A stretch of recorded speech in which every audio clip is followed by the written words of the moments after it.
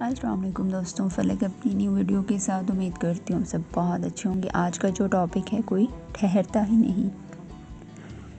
کبھی لگتا ہے کہ مجھ میں ہی کوئی کمی ہے، جب بھی کوئی میرے پاس آتا ہے وہ ٹھہرتا ہی نہیں۔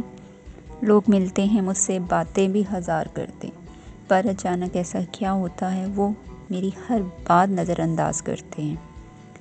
اتنی بری ہوں کیا میں، جو کوئی میرا ساتھ دینا ہی نہیں چاہتا؟ سب عادت بنا کے چلے جاتے ہیں۔ میں نے کیا غلط کیا سمجھ آتا ہی نہیں۔ جس کو دیکھ کر چہرے پر مسکراہٹ آتی تھی، اس نے بھی بات کرنا چھوڑ دیا۔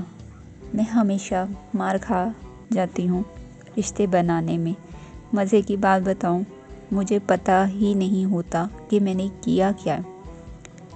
مجھے ہمیشہ ڈر رہتا ہے کسی انسان سے ملنے پر بھی، کہ ایک دن یہ بھی بے وجہ مجھ سے دور چلا جائے گا۔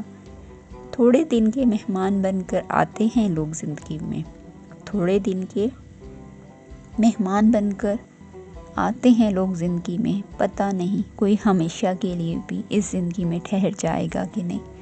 امید کرتی ہوں اچھا لگا ہوگا۔ اچھا لگا ہو تو اپنی رائے کا اظہار کیجیے گا۔ شکریہ۔